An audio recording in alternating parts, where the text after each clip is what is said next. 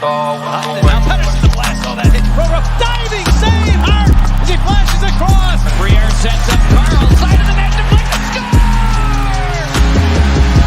Briere moving in. Stops. Cuts to the middle. Still has it. Shot! Score! Here's Hughes giving it across. Oh, what a save! Save by Maher!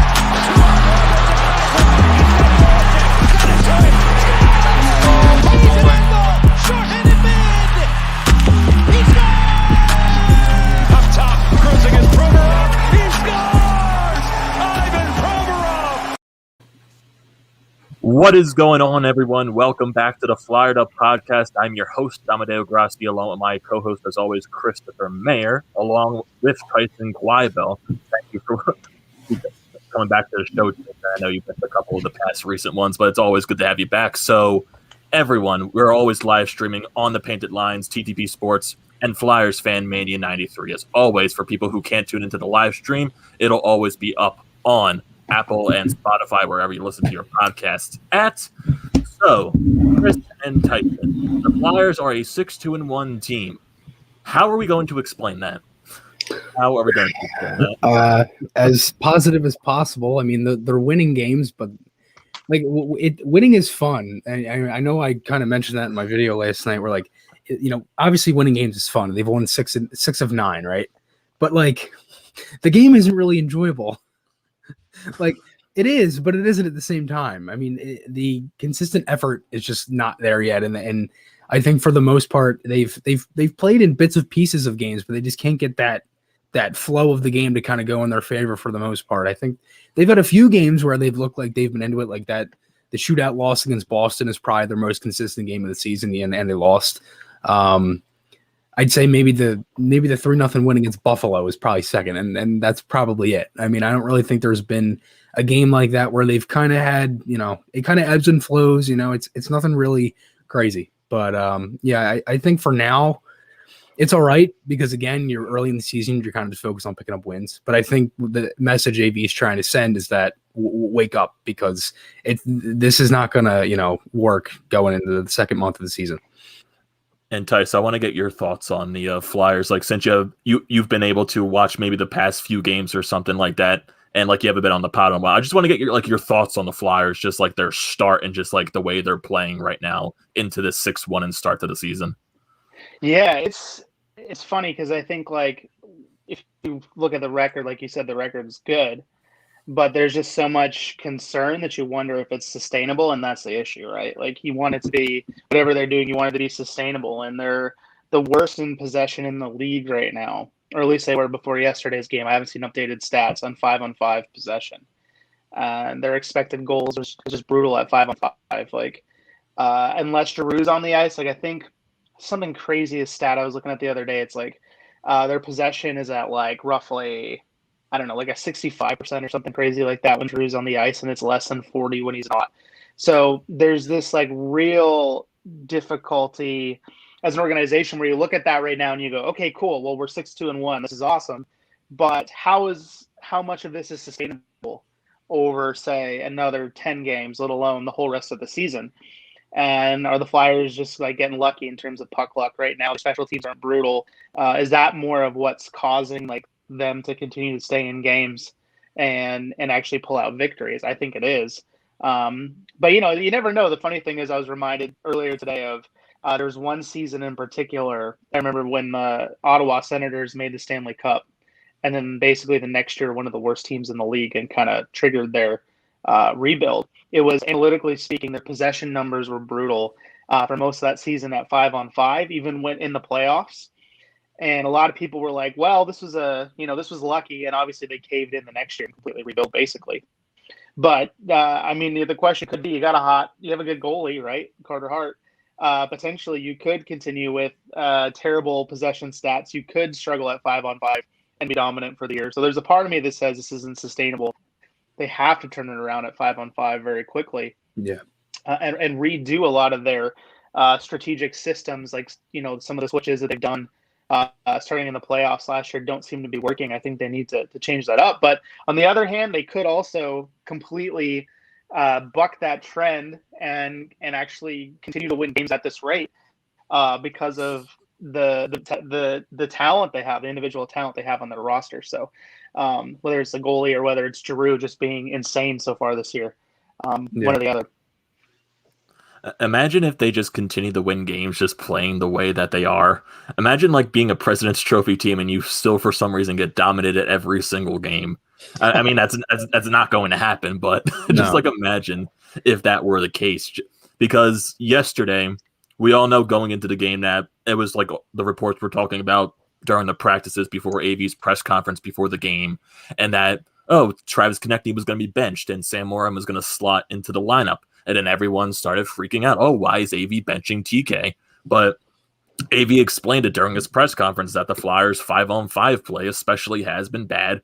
And Travis Konechny's, even though like he has the points to start off the season, he really hasn't done much since basically the hat trick he scored against Pittsburgh. Yeah. And Chris, one of the stats, like in his so many recent games, he only has like 3 shots on net in total. He's got 2 or 3 shots in his last 3 games played. I mean, he's not generating anything. And I think, for the most part, like it makes sense. I mean, if you look at their lines last night, they were not sitting anybody else but Konechny if they were going to sit. Like, listen, I don't like sitting players. I hate that because again, you want to see them play, right? But I understand why it happened. I mean, looking through the lines, right? Last night, you have Lindblom with Hayes and JVR, Giroux with Patrick and Voracek, Morin, as you said, slips in on the third line. You have Lawton with Farabee, and then Raffle and Bunneman, Albay Kubel. So again, the bottom 6, that's not the issue. He liked the bottom 6 the other night. He talked about that in the postgame when they won 3-1 against New Jersey on Thursday.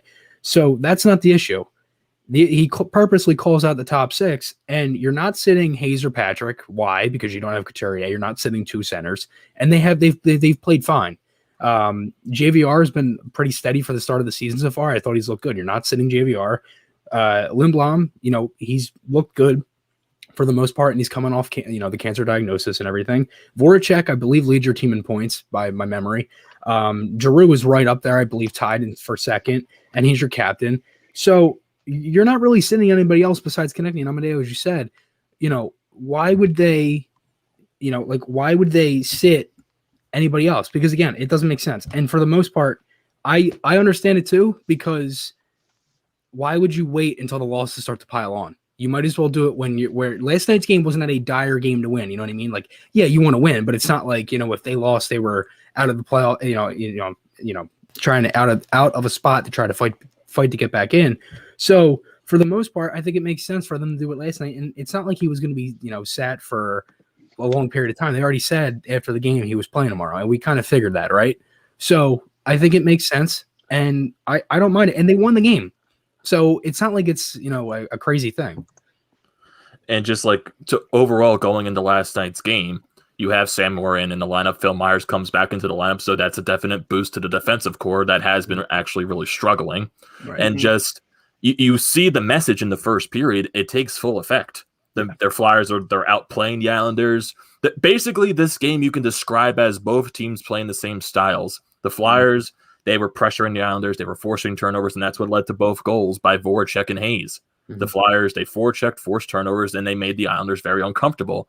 But then the Islanders in the second and the third period, it was completely different. The Flyers. Yeah, basically they dominated the Flyers on all points. Yeah, but I mean, literally both the Flyers' goals in the first period are generated off of the Flyers forcing turnovers at the blue line. They get a couple passes off, and they're 2 similar goals. It's essentially play where Voracek and Hayes are pretty much in the same spot, and they tap it by Varlamov. So, again, if you go back and you watch the second goal, they whip it around the boards. I believe Provorov was there to block it. They get the play. Hayes sends it down low to JVR, and JVR sends it to Hayes. He scores. And it's similar to the first goal, too. I mean, they force it at the blue line. Giroux sends it to Voracek, and it's 1-0. So, again, it for the most part, in the second and third, it reminded me of the playoffs a lot. And, I wasn't too worried, to be honest, because because in the third period, I 7 minutes left. I'm like, just get to overtime. That's all I care about. I'm like, just get a point out of this at least. And, well, obviously, they get the second one, but again, the second and third were just bad. I mean, it seemed like for a lot of it, they're just puck watching. I know we talked about this before the start, like the 2-1 goal, the Eberle goal. Well, why is Pelech so wide open there? And like there. It seems like a lot of times when I watch, when it reminds me of the playoffs with the Islanders, is their defense is so mobile. Like you have guys like Nick Leddy that's circling around the net. Why is Nick Leddy circling around the net? It's the same thing with Pelech. Like there should be no reason why they essentially have to play that like a penalty kill. Everybody kind of just sits in the slot and waits for him. They have all this time on the outside. And then what happens? They have two guys go to one, open guy in the slot, and everybody scores. Sandholm and Myers go right to Pelech, and they score. It's the same thing that happens on the second goal. Morin misses his assignment. Nobody's in front, or a lot of bodies are in front, but nobody's at the point. And Mayfield scores. It's like they just forget simple hockey. I mean, just to break it down in the easiest way possible, they had 6 shots in the first period. They had 8 throughout the rest of the game. 8 in the second and third. I mean, I don't really know what else to say. I think they've outshot teams in 2 games of the 9. They've outshot. They've gotten out and shot in 7 games. So, again, as you said, Tyson, their 5-on-5 play is not good. And it's weird because it's not good, but they're scoring. Like, they don't get many shots, but they score on their chances. I think that kind of shows the offensive talent they have. And the power play has been good. The penalty kill, we know it's been slumping. It's 9 for 9 in its last 3 games. So that's getting better too. But again, it's weird. But again, should we really be this worried though? I mean, they've won 6 of 9 games. Yeah, I think it's maybe where I worry slightly is I wrote a piece when the Flyers hired Vigneault about how he tends to have a pretty short tenure anywhere he coaches, and that usually he maxes the potential out of his roster within 2 to 3 years of his tenure, and then more or less it goes downhill from that point. Whether guys stop buying into the system or he starts losing guys. And I was on Hockey Night in Canada last night. Kevin Bieksa talked about when they were mentioning about Konechny being scratched, and he played for Vigneault as a veteran, and he talked about how that's one of Vigneault's things is scratching veterans when things are not going well, and how occasionally, like over time, you can start losing some of the veteran players in that as like, okay, well, the team's not playing well. We can pick on one and bench him, right? Depending on your team culture. So I think maybe you ask a question like, have they already stopped like buying into the system? Is just this a blip? Is what Vigneault's doing going to work beyond like one more season? Perhaps it already feels like some of it's worn off. Now, granted, he's changed some of the way in which their system is looking right now from last season to this season. So that very well could be a part of it. But I think that's probably more my concern is what are the players buying into? Is this just a blip again, kind of like some of the playoff series? Or can they get back to that, kind of original Vigneault bump, so to speak, when he usually takes over a team and very quickly it's an easy system to build into and be successful? One thing I'll say going off of that, it's very similar to last year. They were 1-7 in the preseason. Like they lost to Lausanne, right? They were down 4-0 in that game. Yeah. They go 5-1 in October, and in November they're, I believe, the best team in the league in November. They had like 22, 23 points in 10 or 12 games. So it's very similar to last year where they would kind of pick up wins. Then they would remember Amedeo, they started the season 2-0, lose 4 straight. Then they win 2 games, lose 3 straight. And then I believe they ended up going 1-1-1 at the end the month or whatever. I forget. But still, I think it's early in the year, Tyson, to kind of go off that too. You're still 9 games into the year. They haven't had consistent lines. They've played essentially the whole season so far without their number 1 center. They missed a top 4 defenseman for 4 games, and they went, I believe, 2-1-1 in that span. Mm-hmm. I think there's a lot of positives you can kind of look at it, but I think for the most part, it's early. And I think the thing that they noticed too is that if you go and you look at Myers' comments from yesterday before the game, how they kind of rally around each other and they support the decision that AV made. I don't think it's a losing, like that AV's kind of losing the locker room like that, because again, I think they understand they got to push themselves too. And I think they know this year, like we heard about it before going into the season. They looked at themselves last year as a team to go deep in the playoffs. They look at themselves now as Stanley Cup contenders. So, I personally don't think that that they've lost the locker room, because again, they're still winning games regardless. Yep. And obviously we all know what happens when you win games. Everybody kind of follows along and, things start to get better. But again, I think it's very early in the season to kind of say that they're, and then, again, this isn't nothing against you. It's just, I think for the most part, it's very early in the year still, and it's a shortened year. There's a lot of stuff going on. I think everybody's still trying to get in sync. They got to get into that game form. So again, I don't really think there's any reason to be worried because it's very similar to last year. We saw how good they were last year. I just think it might take some time now. Should it be taking 9 games into the year? No, probably not, because you're a shortened year. And last year it took them, I don't know, maybe 18, 20 games before, if you count the preseason too. So again, I don't know, but I personally don't think that the locker room's kind of lost. I think they kind of rally around it. But Amedeo, if you want to go off of that. Yeah, and just one of the comments that Tyson also brought up too was just that the one thing that does make me a little bit concerned is the sustainability of this. Is if you continue to play this style of hockey to where you're not getting as many shots and even though you are scoring on the chances that you're getting and you're relying way too much on your goaltenders to steal you the games, which I think a lot of the even though the Flyers have been within their games, I think their goaltending has been really great. Brian Elliott has been amazing in the starts that he has been in. Carter Hart, he had a few bumps in the road, especially against one of the Boston games, but the past few games against the Devils, this past game against the Islanders, he has looked really good. He's definitely rebounded, yeah. Yeah, he's definitely rebounded from the Boston game where he showed like extreme frustration. But it's right now, it's the sustainability because right now, I think last night they had 17 shots, if I'm correct, right? And yeah, I think this was the third time this season that the Flyers have been held under 20 shots a game. And if you look at all of last season, they were held to under 20 shots twice. So that's something that you have to look into as well. So I know the way they're playing right now, it definitely shows that Sean Couturier what he means to the team. Yeah, because that is a definite huge loss, especially 5-on-5. And to go off that too, I think that's why G's numbers look so good because Coots isn't there, and I think it shows that everything they do, it's not just winning the faceoff. It's like what Coots does after the faceoff is what's so important. And again, once he's back, and it sucks because he got put on IR yesterday. And I find that so weird. I don't know if you've noticed that. Like, remember when they said Coots was like week to week, and it was kind of like 2 weeks, and then they said Myers was week to week. When Myers only missed 4 games and comes back before, and Coots is now put on IR. So I don't know if that was like a misread or whatever. I kind of find that a little odd. But they said the thing with Couturier that he was at least 2 weeks. So 2 weeks was the minimum that he was going to be out for. Mm-hmm. So with his injury, I wouldn't. Since it was like a rib injury, if I'm correct there too. Yeah, that's like something you really don't want to mess with. So I'm thinking they're trying to take as much time as possible with Couturier to make sure he's fully 100%. Yeah, and that's the thing. Because I think for the most part, it seemed like that when they explained it, it kind of seemed like it wasn't as serious, and I honestly thought he would have came back earlier than he was supposed to, just because of the way they kind of explained it and everything.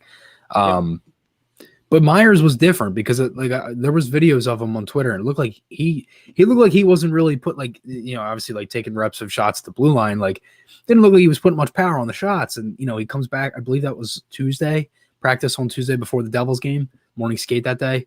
And he comes and he plays Saturday. So I don't really know. I just kind of thought that was funny. Yeah, I think too. Sorry, go ahead. No, you continue, Tyson. I think too with the team as well, they're not going to push Coots back because of the fact they're 6-1. Like if they were, I think 3-4 right now or something like that, or 2-5, I think they would be pushing him harder. But I mean, like we said, I think more like the 20 game mark will be when we really can tell. I think most analysts guys say 20 games, we can really see what this team potentially is. We won't fully know what it is yet. So I agree with you, Chris, on that. Like, it's still early. For sure. I think that just in general, though, there is enough little pieces of concern that I think I could see them getting caved in a little more over the next 10 games. But again, it could go either way. And it is even weird looking at the stats. Like, I was looking at Farabee's stats the other day, and I'm like, oh, he's got 5 points in 8 games. That's not bad. And then all of a sudden, I'm like, wait, he had 4 in the season opener. You know what I mean? So he had 4 in the season opener, and she said 1 since then, I believe. So there's a lot of that going on as well that I think, again, as these guys get their legs, as they figure out their combinations, we'll see some change. And I think Frost even was a big that's a big loss because now you're starting to dig real deep into guys like, no offense to Bunneman, but he's an energy guy. Like that's he's played good ceiling. too. Yeah, he's and again, no knock on him. It's just like he's a third, fourth line max player. Bottom. He's a role guy, six. Yeah, and so when you're having to replace, you replace the Kucher with Coots with Frost, it's like because like, they lost Coots. Yeah, because they lost Coots and they lost Coots' replacement and Frost, and everybody was like, "What the hell?" Because you're 4 games into the season and you lose 2 top 6 centers. It's like, oh. I think the stretch coming up is probably the most important stretch of the season so far.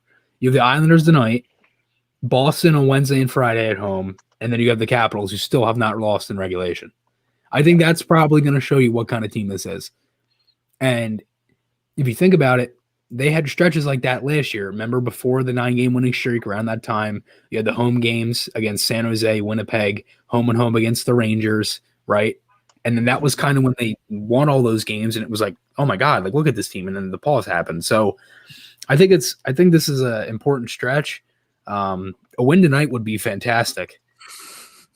Even if they lose, like a win tonight would be really sweet because you a win tonight, I'll still be very confused on what this team is.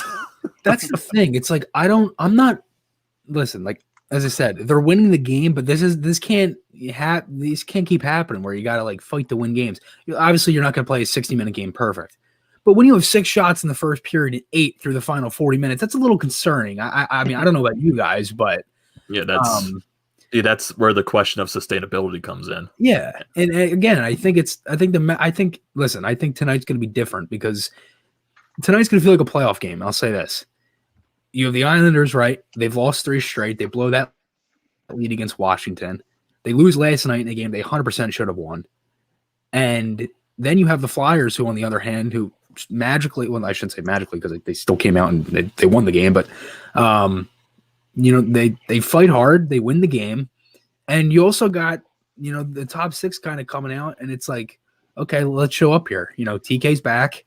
You got Moose and Net. You haven't lost with Moose and Net this year, so so I think tonight's going to be a good test for. I think it's going to be just a good hockey game in general too, but I think tonight. I know I called a split, and I know I did say 3 of the next 4, and I can't believe I got that right. I know Sean Fitzpatrick is going to just can me in the comments because of that.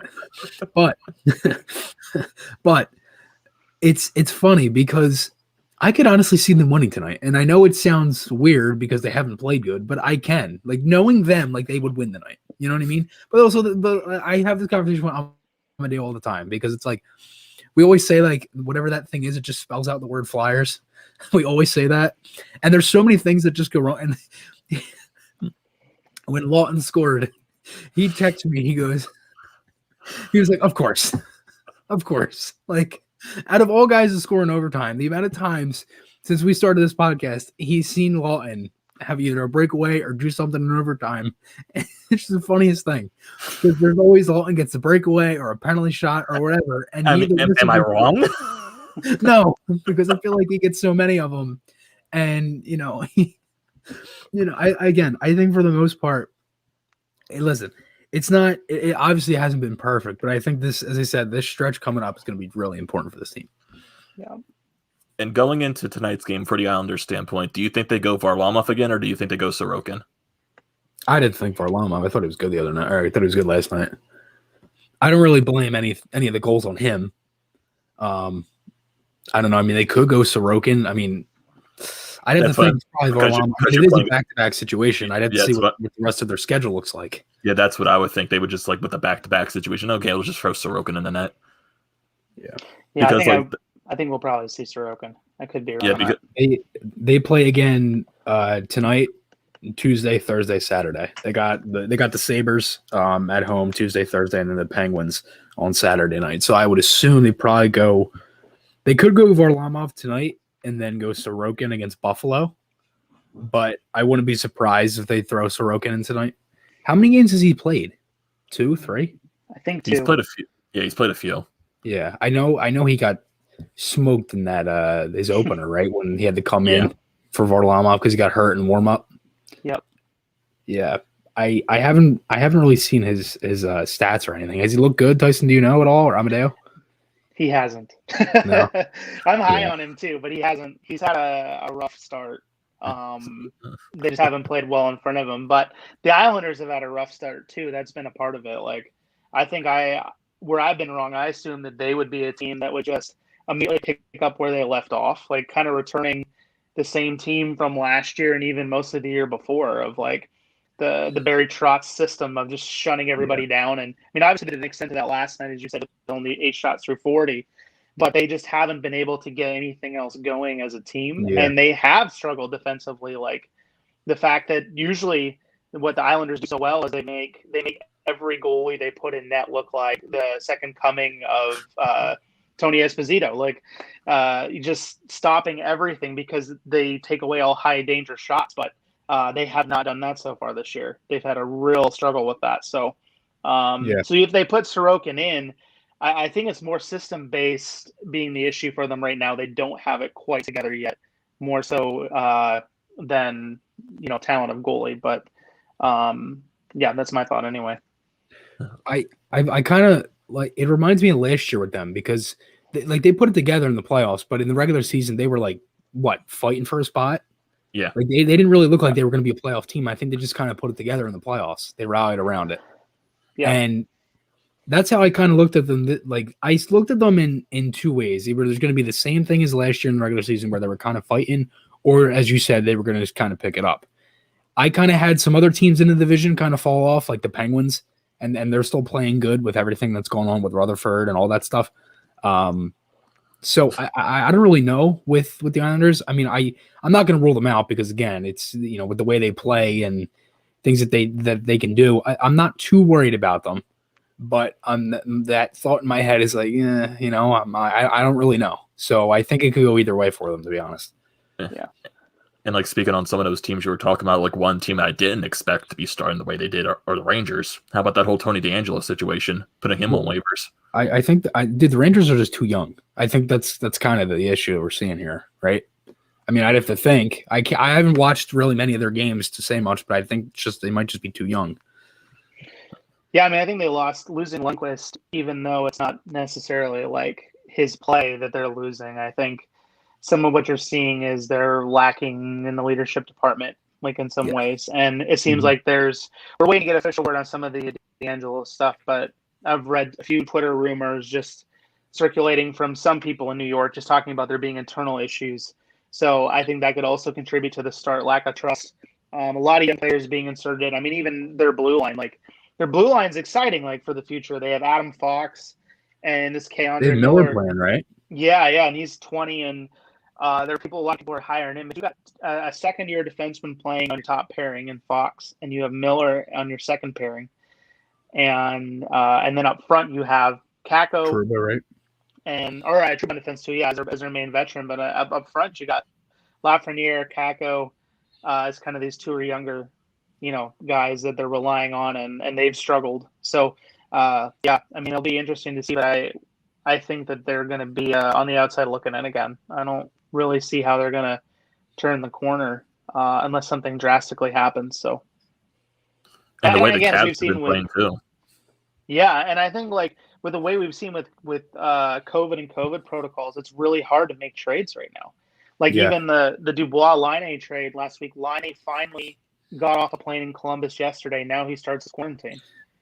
And then Dubois is already like a weekend, and the Jets even petitioned the Canadian government to try to get him knocked down more, because if they flew him in a private jet, like, can he just do 7 days? And they said no, you got to do 14 still. So he still has another, I think, like 6 days left before. So you're literally just icing these lineups in that instance where both your teams are missing that type of guy. Yeah. So if you are a team like the Rangers, or even say like the Flyers, I think that's the reason why the Flyers haven't made a change, like in terms of trying to just pick up even someone on waivers in some instances, because you have to deal with these protocols. It's not as simple as like, oh, cool, we have a hole. So let's just say, I don't think they will, but let's say the Flyers are like, oh, Tony DeAngelo, we need a defenseman, we're going to grab him. Like, even though they're stayed apart, like, there's still enough of an issue there, I think, that you're going to have to deal with some fallouts of protocols. But is making it hard for you to do anything that's not internal right now. Yeah, and that's the thing. I think, and that's why it kind of sucked in the Gossesbear case, because like there was a rumor going around that like he didn't have COVID. It was just like his girlfriend's a nurse, so she was like around somebody that had it or contracted it, whatever, and you still have to go through it. So it sucks because he probably would have played to start the season. You would have saw him on the opener. Provorov probably wouldn't have started with Braun. He probably would have played with Ghost to start the year. So a lot of things would have changed. And like I know the Penguins are in the similar situation because they didn't have Kapanen either for opening night, and I believe the first few games. Yeah. So again, a lot of teams are getting hit by it. I mean, Florida's played 5 games. Like there's some teams that have barely played. Like I know how many games have the Leafs played, Tyson? 9? I think more than that now, 10? even actually. 10, yeah. right? Yeah, we've played quite a few. They've been the Canadian teams have been hit the least with having to do postponements or anything. Yeah. But the Canadian government is significantly stricter federally, too. So it's also less surprising. Like in Ontario, for example, they're on a stricter lockdown than they were at the beginning right now. You can't go anywhere or do anything really. It's really intense. So so there's no way for the Leafs to contract it. It would appear, because of how strict it is, unless there's nowhere for them to go or do anything. So, yeah. Yeah, and I was gonna say too. How about the Leafs, man? 7-2-1, 15 points. I mean, it's not a great division. It doesn't look like it's good, but I mean, hey, I had the Leafs winning the division from the beginning. But a couple thoughts on that? Yeah, I did too. I was trying not to be biased, but I think I'm more cynical actually. Normally, the Canadians have been scaring me though. They've been 5-1-2. Oh, they've been exceptionally good, and they've been fun to watch, which is weird for me to say. But Austin Matthews, even right now, has the lowest shooting percentage of his career, and I believe he's number 1 in goals in the NHL right now. If that tells you how good he's been, so it's like he's normally shooting at almost 3% higher on average than he is this year. Wow. And he's still almost a goal per game. So, yeah, it's pretty incredible. I was so salty last night watching some of the Flames Habs game, because for my fantasy team, and last night was a big night for games, so my whole lineup was in. So I'm looking at my lineup. I got 3 goalies. I got Hart, Bobrovsky, and Markstrom, right? Mm-hmm. So I'm looking through. I'm like, all right, I'm going to start Bob tonight. I knew I was keeping Hart regardless. I was like, I'm going to start Bob. Bob combined, Hart got me 5 points. Bobrovsky got me 5.2. Got me 10.2. Markstrom alone had 14.4 and a shutout. And he was on my bench. Him alone had more than 2 goalies combined. I was so salty. But, I mean, I was already up by like 20 points, so I pretty much knew I was going to win for the week. But I would have been up even more if I had Markstrom in. I was just like, oh, my God. Like, I'm kind of like at the end of the night, like, flick through my roster. I'm like, he had 14.4 points and he was on my bench. I was like, oh, my God. Completely missed out. Man, I haven't even touched fantasy at all this year. Like, it's like one of those things where I want to do it, and then like when I get into it, I completely forget about it. I've done it the past few seasons, and I just forget about it halfway through. I'm like, oh my God, I'm on fantasy. I forgot about that. It's funny a lot. I kind of just like preset my lineup, but then like I've had a lot of guys get injured. Like I had Kuznetsov and Ovechkin.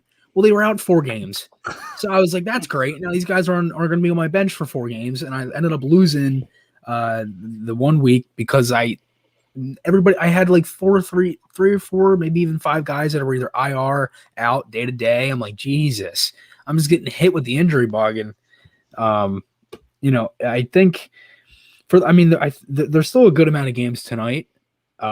It's so weird how the schedule is though. Like some days there's 1 game a day, and then the next game you got like 15 games on. Yeah, and that time when it's only 1 game, it's the Chicago Blackhawks for someone. Yeah, it's always like the worst the 15, from the Central Division. Yeah, and if the 15 games are on the one day, 14 of them start at exactly the same time. Yep. Yeah. Or even yesterday, I turned on the TV, and I'm on Pacific time, so it was 10 a.m. Turned on the Devils Sabres game. It was over, and I'm just like, oh, cool. And I have it set so I can't see the scores on NHL TV because just in case I can't watch something live, I can choose. And then I'm looking at the TV and I'm going, there's no other games on till what time? And then check, and then I'm like, all the other games except for 1 for the rest of the day are starting at the same. They didn't even stagger them by 30 minutes. So I don't know. Like they used to do that all the time. It would be like, the Kings would say, so say the Kings had an early game for the West Coast, they would start 30 minutes before the latest game, or maybe the Devils would start at like 7 Eastern, and then like the Rangers would start at 7:30 Eastern or 6:30 or something like that. So then if you are at home, you're surfing, you're able to stagger and actually follow them. But instead you're like, what in the world? So, and it's weird too, because like, I think 3 teams have fans, maybe 4 now. I think St. Louis got added. So that's not the issue. I know It's Nashville. like, what's the does. issue? Yeah, Nashville, Yeah. Florida, Dallas, and St. Louis, and Arizona. Didn't So Ottawa those get 5. past too? Nope. I could have They sworn want they to. did. Yeah, no, I they could've want sworn, to. But... I know Melnick passed like what is it, like 6,000, 5,000? Yeah, that's what he said, but the Canadian government is like, no go. Yeah. Yeah. And the one thing that sucks about like all these games that are starting at the exact same time, it gets me so aggravated because I want to watch some of these games in the Canadian division because it's like just an exciting division. Because I want to see teams like Toronto play. I want to see teams like Montreal play. Sadly, I want to see Connor McDavid doing what he did last night against the Maple Leafs. Yep. Oh my god. Yeah. Where I was crying in the corner at one point. I gotta ask you, were you mad at that, or were you just like, oh my god? He does it against us all the time. So yeah, no, I'm like at this You're point just used to it. Yeah, you're Twice. just in awe. You're because I'm imagining trying to play defensively against him, especially when he split the D there, where he's putting it in such a way where it looks like you could probably there's a part of me on the first go round that says, just hit him, like just stay in your ground and move forward like this. But then you keep watching the replays and you're like, oh wait, that's irrelevant. Like you just can't. So yeah, you just watch him and you're like, no one else can do that right now. And you kind of just have to go. Yeah. I remember, I don't know if it was last year. I think it was actually the year before, 18-19. He scored that one against the Flyers where he literally dangled on like 3 guys. I'm just like, oh my god, like I can't even say anything about it. I'm just like, you can't. You just got to watch and like just appreciate it. Yeah, and then like there's ones where him and Draisaitl have 2-on-1. Like, oh my god, I'm like, what's the over under? They don't score here. Like, it's got to be through the roof. I'm like, Jesus. That's what happened in overtime last night. Yeah, I mean, it doesn't even matter who the third guy is. They put in the 3. They won, like with McDavid and Draisaitl. They won the faceoff, and like 31 seconds later, it was over. Yeah, that's the thing. It's like Draisaitl's on my fantasy team, so them not having a good start has kind of hurt me. But there's nights where like they lose, and he's got like 7-8 points. I'm like, oh my god. Imagine if they were a good team. Carries a little bit. I know. I feel so bad for him. I feel like if he was in pretty much on any other team almost in this league. I say the same thing with McDavid. Yeah. I feel like I hate saying it, but I feel like they're kind of wasting his career. They are. Because he's in such a bad spot where like it looks like on paper they don't look like a bad team. They have a little bit of weaknesses. I don't think their goaltending is their best spot, but again, their defense, it looks like their defense has been atrocious is what I keep saying. But I don't know. I mean, what's their record now? 4-6, 5-6? I think it's 4-6 now. Yeah, but they had again, Josh Archibald. They had Josh Archibald playing on McDavid's right wing last night. Ugh. Like that's what keeps happening with him on that team. That does drive you crazy. Are they injured?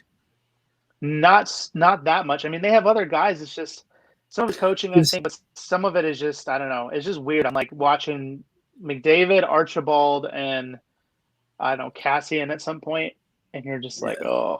Like, I know they got Yamamoto. Yeah, he's good. Who's the other winger that they have? Nugent Hopkins. Puljujarvi, yeah. Mm-hmm. Nugent Hopkins. They had Ennis, but he was on, I believe, waivers or IR. Yeah, he played last night, but yeah. I'm on the 4th line. Yeah, and I think that was the first game of the year they used the reverse retros. Yeah, both teams. Yeah. Yeah. The 2 worst like reverse retros. I actually like the Oilers one. The Leafs one. Toronto's is oof. I don't get the Leafs one. You can't see the numbers. Nope. I don't know why they're blue numbers. I was kind of hoping they maybe be gray or something. My 3-year-old son asked me what was wrong with the Leafs jerseys yesterday, unprompted.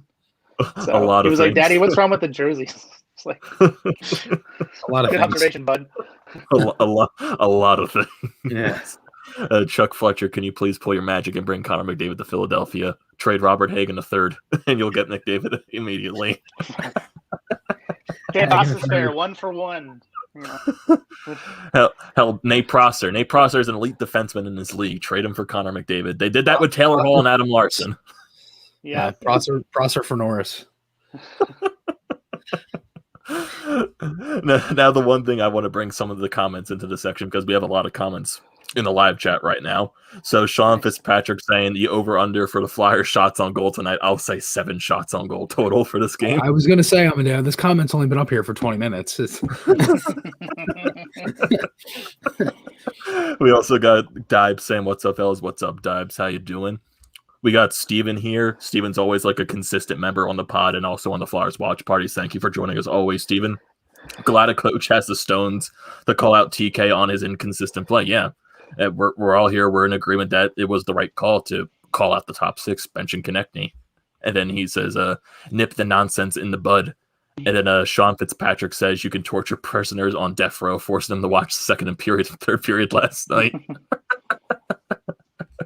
And then we have a question right here from Dibe saying, are Flyers fans panicking? It can't be worse than the Sixers, who were 9-4, and you would think the sky is falling on Twitter. Yeah, they are. I'll say this. I don't even look at Twitter when the game's on anymore. That's how bad it is. I can't look at it. It's just like your opinion can get swayed like that, and it's so negative. It's not even funny. Like I can only imagine. Like I don't like follow like Eagles or Sixers, but like in Tyson's perspective, I can only imagine Leafs Twitter. Oh God! Only imagine. Like it's just, and I thought the Flyers were bad. You know, like I read some of this stuff and I think to myself, what? Like I had a comment on YouTube this morning, and it was like somebody saying to sit Raffle. I think to myself, why would they sit Raffle? Like what? Raffle's been playing consistently good all year. The message is not to sit somebody who's playing good. It's to sit somebody in the top 6, not the bottom 6. AV's comments calling out the top 6. Why would they sit Michael Raffle? He's played 4th line. Michael Raffle is a 4th line steady player. He played consistently. You know, why would they? It just doesn't make sense. I had a comment on one of my videos saying that Maher looked okay yesterday. I'm like, what? He looked all right. Like he made the plays he had to, but he was lost on the goal. I don't even think he got it. I might have even gotten maybe 1 or 2 shifts in the third. He played 5 minutes total, I think, around that. Like, if anybody thinks that Morin is going to come in and give them an offensive punch, I don't really understand what you thought from the beginning. Yeah, I mean, in the Quebec League, I think his career high in goals was like 7, maybe. Yeah, as a defenseman. So, like, you're talking, and that was him playing, 30 minutes a night. Like, he's never going to be that guy, no matter what role you have. At this point in his career, he looks like just a fringe NHLer that'll see some minutes. And it sucks because he's the only reason he's looked at it like that is because he's size. He's abnormally large. It's insane. And I wanted him to fight Matt Martin so bad last night. So bad. Like I saw him talking to him in warm-ups. I don't know if he's chirping him, whatever. But like they showed the camera of it and you see like Morin goes over and then you see Martin like kind of smiling after. Like I really wonder what he said. Because it might have been like, oh, do you want to go or something? Like I don't really know. But that would be so funny if Morin, fought Martin and then they kind of just had like a scrap right to start. And I love that his first shift, he got hit by Martin. That like all of it kind of fell into place. But again, like I don't think Martin's going to play tonight. I don't know. I don't think you'd send anybody else for him. That just doesn't make sense. And again, just because Morin went in the lineup for Konechny doesn't mean that, he was Konechny's replacement. Yeah, it's not TK's replacement. He didn't even play top 6 minutes. As you said, what did he play? Like 5 and a half? Played around 5 minutes, around that. Yeah. So still, it's nothing to do with Konechny. But again, I mean, listen. There's a lot of stuff. Like I've been saying it before. I'm not worried about this team. There's no reason to be worried. They haven't played a somewhat good game all year, and they've won 6 of 9. Like, they have points in 7 and 7 of the 9 games. I'm not like crazy worried because again, they're still, if they were like, as you said, Tyson earlier, they're like 4 and 6 or something, I'd be like, what the hell? But again, they're winning games. But again, as I said, it can't last forever. Yeah. And I think the one thing too is when some people are like asking Chuck Fletcher to go out and make these like major trades or something like that, like what happened with these people want Chuck to make blockbuster deals out. Because one thing you got to put in mind is the expansion draft. You got to base your moves off COVID, You got to base your moves off the expansion draft. Like maybe the Flyers are active for maybe like a minor depth role in the defense at the trade deadline. Maybe they go after something like that. Yeah. They're not going to make this blockbuster move because you got to put the expansion draft in mind as well. Right. So, and I'll say this, and I was kind of talking about this yesterday. Do you think they just kind of look at this year as like, let's see what we have, to keep it in-house for the year, make a couple signings. They signed Gus, they signed Pouliot. You think they just kind of look at it and say, like, let's just kind of see how this year rolls out and kind of let AV kind of take the bull by the horns, so to speak, and kind of see how they do? Because again, they already added pieces internally in Patrick and Lindblom, right? So is there really that much they had to do? If we're really going to sit here and say that they had options to get another defenseman in here, I'd beg to differ. I mean, they did and they didn't. The only realistic one out of the 5 that I maybe can remember is Brody. And with Toronto, he got the no move clause, and he was not, there's no way. I mean, Schmidt, his cap was higher than Niskanen, 5.9. Niskanen was 5.7, and he had term too. He had 5 years left on that. I didn't see that coming here either. In a flat cap world with the cap they had at the time, no way. Unless you're, and again, the only way you're making a trade is if you give up the same cap you have and take the same cap back, right, or around it. Yeah. Yep. Everybody wants to say JVR. Well, JVR makes $7 million. If it was 6, I could understand that. But $7 million in a flat cap world for the next 2 years after this year, which could change, because is that written in the CBA that they can't change that? Do you know that? Like, is that written in the CBA where like the cap can't get modified after this year? I think they can. I think the Board of Governors can vote to make a change on that at some point. They just tend to not. I think they'd rather just press the players into it. But yeah. No, I'm right there with you on that. I mean, just a question on the screen there about, do you make a move, and if so, maybe for who?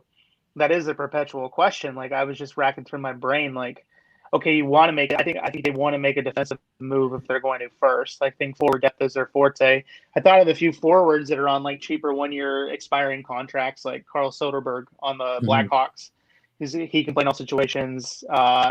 He could play in your top 6 and not be the worst, and also be a really good bottom 6 forward that could play in your penalty kill. His cap hits under $1 million, so you could fit him in pretty easy. But when it comes to defense, still, it's like a lot of those bigger contracts got moved around, like you said, in the offseason. And then if you look at guys on expirings, like, I don't know, like a guy like Tyson Barrie, if the Oilers are still bad in the North Division at 3.75, it's still, even at the deadline, still 3.75, and he's terrible defensively. So he's not really going to help on that front. He's had a rough start to the season again for the second year in a row. So I don't think he really moves the needle much for you that way. Maybe like if Columbus is still bad, like a David Savard on expiring, if he doesn't re-sign with them, he's more defensive minded. But he's still a 4.25 cap hit. So unless they're retaining, right? Part of the salary, it's. And I think the thing is if you I didn't mean to cut you off, but go off of that. If you're looking at 4.25, who's the one defenseman that makes around that? Gostisbehere. So that's the thing. And you also have to look at it internally. Look, what do they have after this year? You have Lawton and Raffle. They have to resign. They're both UFAs. You have Patrick off his 1-year RFA. You have Bonham. You got Sanheim. Carter Hart. You have Morin and Gustafson, UFA. And then you have Carter Hart and Elliott, actually. You have both of your goaltenders. I mean, in-house, you got really nothing crazy. Twarynski, Andrioff, Prosser, and Lyon. That's it. So, a couple signings. I mean, Hart, that'll be a decent-sized contract. He's not going to get anything over $6 million. Yeah. So that'll probably be I think anything you do with Hart is fine. If you choose to go long-term, you're fine. I'm fine. But if you choose to go bridge deal, I'm fine with it. Yeah. It's either or. I mean, I don't really even think it. That's the thing. I mean, there's people that think we'll get like $10 million. Like that's not happening. That's not happening yet. No, he won't get anything over $6 million. I'll say that. Because again, he's young, and it's not. You know what I mean? They can't. They're obviously going to throw money at him because he's a franchise goaltender, but they're not going to throw that much because they still have to be smart too. And it's not like Hart, wants to leave or anything like that. He's a restricted free agent. So again, I think his contract it's probably obviously the most important one, and then you obviously have Sanheim too, which could get around the same thing. But again, I mean, if we're looking at it like that's kind of my thing. It's like if they were even to move somebody, it's either going to be. My guess is they could honestly either keep Ghost after this year, or they can move him because he is playing good and it boosts his value. That's really the only thing I have right now. If they were to move somebody, I mean.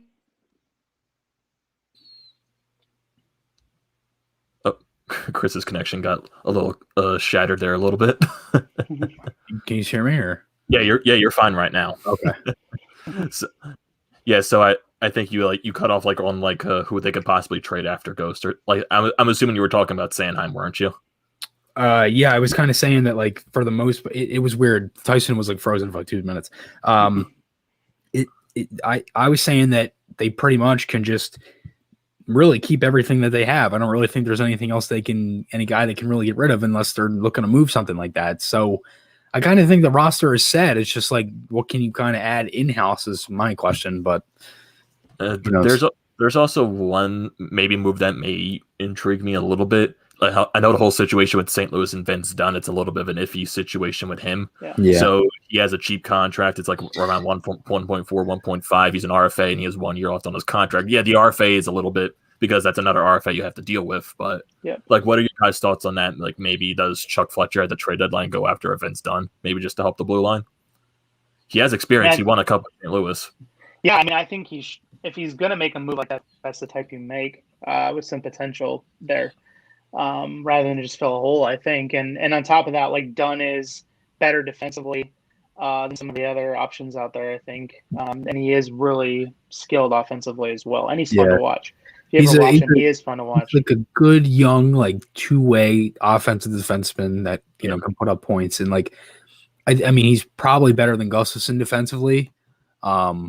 I think for the most part, if you're going to trade anybody for him, it's could you package like and I know we bring it literally say it as a joke, but could Hagen a third work? Like, and I'm not even like trying to joke around. Like that might work. Maybe you throw Freeman in there. I don't know. I mean, I don't really want to just like trade a guy to trade a guy. Yeah, I mean, I'd like them to see if it'll fit, and if I think it could work. The Blues were rumored to be asking for a first to start with. Really? Yeah. That was the first ask. So, and that's part of the thing right now we're finding is like, I think there's value. There's so much value to guys on cheap contracts. We saw that the trade deadline last year with Tampa Bay giving up a first for Coleman with the Devils, and then another first for Barclay Goodrow, who people were like, who? Like in a lot of circles, and it's like they got a first, but it was because they were locked in for an extra year at under $1 million, or at least Goodrow was, and then Coleman was 1.8 as a 20 goal scorer for one more season. So those two guys won a cup, right? So I think in the sense of the Flyers, like with Dunn or any team, it's like those players, even if they're not like your superstar guys, their value is going to be exceptionally high because of the team's ability to fit them in this season or next. So I'm curious to see what, or even this might sound a weird one, but like the Leafs are rumored to be looking at Travis Dermott, moving him out, and he's, I think his cap hits like less than $1 million this year, and he's had his struggles. Like I think he's a third pairing right now on the Leafs, and depending on roster could be the same. I think he does still have a little bit of a higher ceiling than that, but I think his value is such in the same way that another team might be willing to take a chance on him with a higher pick or something because of his low hit. All right, here's a funny one, and don't take this the wrong way. Just hear me out. You imagine Letang? Could you imagine that? He's been rumored to, like, this guy's been in trade rumors since what, like 2015, 16? He's basically been like Ghost in so many trade rumors. Him and Malkin are like rumored like every year. Like it's like the weirdest thing. And like Rutherford, apparently, I was just listening to the Steve Dangle podcast before this, and they were saying that there was a report that Rutherford was working on a Letang trade. Yep. And that's one of the reasons why he left, was because the whole Lemieux group, the management, they didn't want it. Yeah, they wanted Letang to retire in Pittsburgh. Yeah, and my thing is like, would that even still go through if Rutherford isn't there? Like, if they want to keep him, he's got 1 year left at, I think, 7.25. Yep. And I think he has a modified no trade clause. So we don't even know what teams, and I wouldn't be surprised if the Flyers are on the list to not get traded though. For playing as a Penguin his whole career. So like, but it just makes me think like Provorov literally like grew up like idolizing Letang and wanted to play as Letang, and not play as Letang, but similar game style. And if you go on Provorov's Instagram, there's literally a picture of him and Letang and like from like 2012. And I find it so funny. Like, could you imagine Provorov paired with Letang? How scary they'd be. Oh God. And as much as like I hate Letang, I honestly hate Letang more than I hate Malkin, and Crosby's number one. So like, and you know what? And you know why I hate Letang so much? Because of Pierre Maguire. He's got to call him Christopher Letang. I'm like, dude, come on, just say his name. Like, it's just like nobody calls him that, but you. No one. Wait, what does he call him? He calls him Christopher Letang. He always says his full name. I'm like, oh my God. You know the one thing that would be weird, since Pittsburgh now has the GM opening. Imagine if Ron Hextall takes the job. He was actually rumored to be in the GM hunt. He's rumored in it. You know how weird that would be? Mike Ilitch too. That would be really weird to see Hextall as the GM there. Could you imagine? Oh God.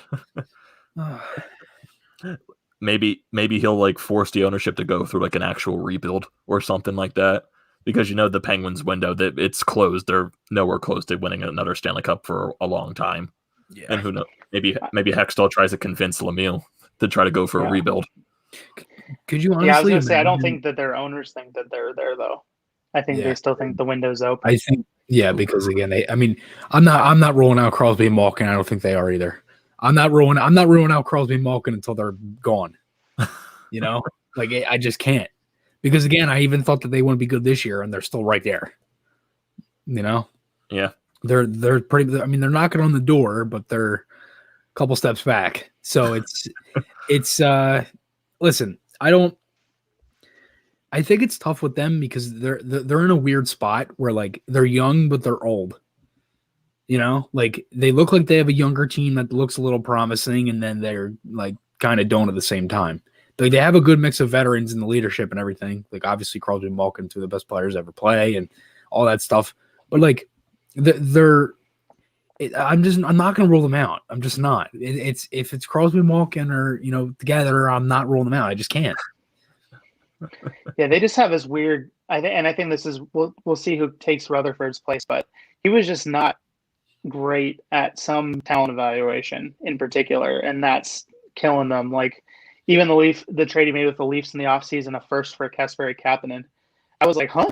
Like, and I didn't hate Kapanen. He's just like a third line ceiling guy. And they drafted him originally. I think he's 24 now. He's kind of past the point where you're like, oh, could he be more than this, like a 30-goal guy or something? You're like, no, this is who he is.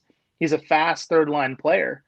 And instead it's like he's worth a first. And his cap hit wasn't even low. So for that sort of role, it was over $3 million. So it was just a really strange like situation where he's done that a lot. And so rather than having like guys in the pipeline that maybe could add some youthful exuberance to it, it's like they just move stuff on very, very quickly, and they just don't have much on the long term. Yeah, and just to get to some of the other comments before we getting closer to the end of this episode. So Steve has a question for you, Tyson. Does the back of the North Star shirt that you're wearing have a Dave Gagne tribute? I wish it did.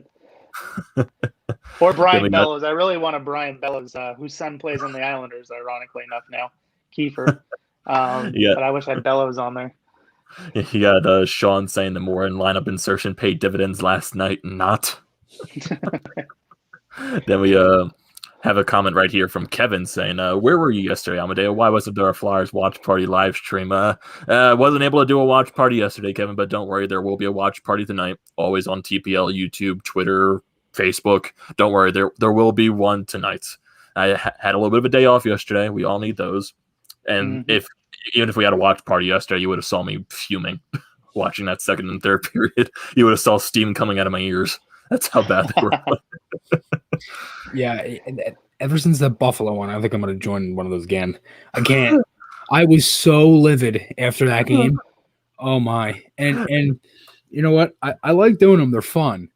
But I don't want to bring bad luck if the first one I go on, they get blown out 6-1 at home to the Sabres. And then Sean says no predictions, Chris. No, I'm not doing any. It's funny. I just saw something on Instagram that D'Angelo got picked off waivers by the Oilers, but it was a meme. Like, it was a joke.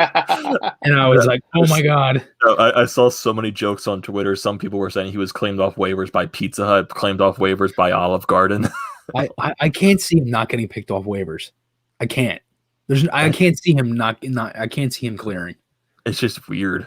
Yeah. Like, I think just because like all the stuff that's talked about him, how he's like a cancer in the locker room, like with all the rumors that he fought a Georgiev after one of the games. So maybe that's why people don't want to take a risk on him just being a locker room cancer. Yeah. Greg Wyshynski has him predicted. He has a couple of theories about Columbus, and one of his theories is that will be where he ends up if he gets picked up by anyone. With Tortorella. So, I know that could be a fun one. Guys that have the issues. Seriously, like he gets line A, he had Dubois, and now he might get D'Angelo. He had Domi.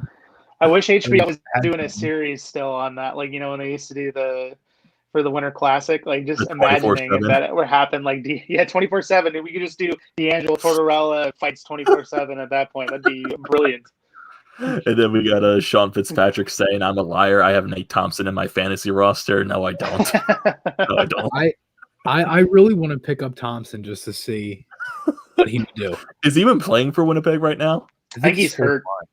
He's hurt. I don't think he played last night. I watched Winnipeg last night. I didn't see him. I could be wrong. I was looking for him. I didn't hear his name in the limited I watched. Then Chris Dunn has this is probably our one last question from the live chat saying, anyone left the call up that can make a reasonable difference? I would say not entirely. Probably not. Maybe you throw Prosser in for another game. Maybe you sit Gustafson. Maybe Ratcliffe.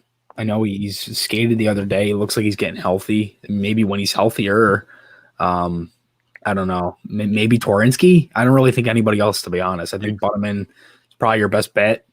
Taxi squad wise, it's going to be the same few guys.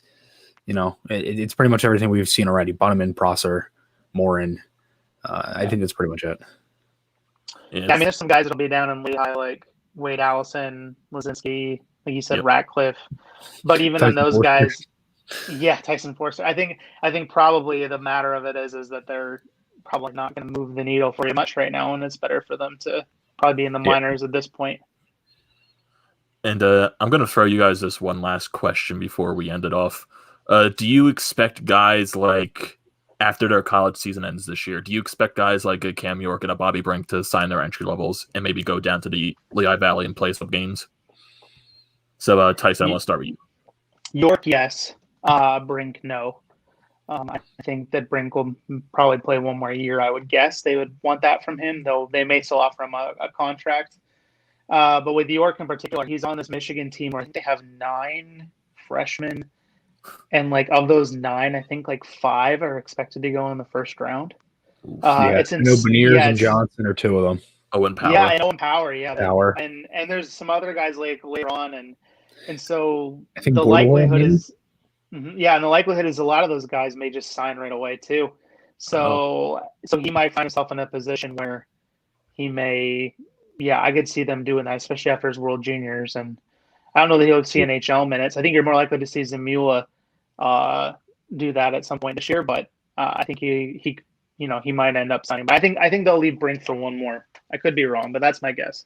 Yeah, that's my guess too. I was honestly thinking that York could honestly make the Flyers out of camp next year. That's how good he's looked to me. I don't know if that'll happen. I know you probably think I'm an idiot after saying that, but for the most part, I think York's status was already pretty high, and then being the captain and winning the gold medal at the World Juniors, I think made it even higher. I know the Flyers see a lot in him.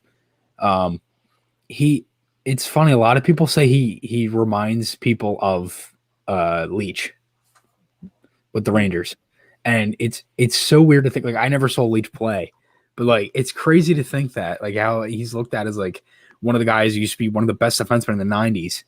It's weird, but I think Brink for this. I think the same thing. I think another year of college most likely. Again, I think Brink he looks good, but I think he needs he's put in a tough, like he was put in a tough spot with USA, and he obviously got misused, I think, but he wasn't playing anywhere higher than the third line. That just shows how good USA was. So again, I kind of think for the most part, I agree. I think he'll probably get one more year college. I think the Flyers will sign York after this year. This will definitely be his last college season. If he doesn't make the Flyers out of camp, he's definitely playing with the Phantoms. No doubt about that. I mean, I wouldn't really necessarily be surprised if Samola plays, as you said, kind of comes up before. But again, I think I'm high on York, and I don't think there's really any reason why I shouldn't be, to be honest. I kind of have that little pipe dream that he does like what Cale Makar did with Colorado, and he comes up like during the playoffs and he scores his first goal in the playoffs. That's just like that little pipe dream of mine. So we got Flyers tonight versus the New York Islanders once again. Travis Konecny is going to be in the lineup. Brian Elliott is going to be your starting goaltender. So let's hope things are a little bit different than yesterday, even though we won yesterday. Let's hope we don't get outplayed like we did for 2 periods, not have 8 shots for the last 40 minutes of the game. So let's have some positive thoughts going into this game. That's all we need. And for people that are on this live stream, we are going to have the Flyers watch party tonight. Don't worry about that. It'll be on TPL YouTube, TPL Twitter, TPL Facebook. So don't have to worry about that. And thank you for people for joining this live stream. And for people that missed it or joined it late, it'll always be up on Spotify, Apple, wherever you listen to your podcasts at. Don't forget to subscribe to TPL everywhere you find it. Subscribe to Chris's channel, Flyers Fan Mania 93. Subscribe to my YouTube channel, TTP Sports. Follow Tyson on Twitter at Quibell Tyson. Even follow Chris on Twitter, _Chris Maher. Follow me on Twitter at Amedeo Grassia 98. Everything will definitely be talking about Flyers tonight. And hopefully it'll be a fun game. So for this episode of the Flyered Up Podcast, thank you everyone for joining. I'm your host, Amedeo Grassia. That is Chris Maher. That is Tyson Quibell. And we will see you next time, and hopefully it'll be after a Flyers win tonight.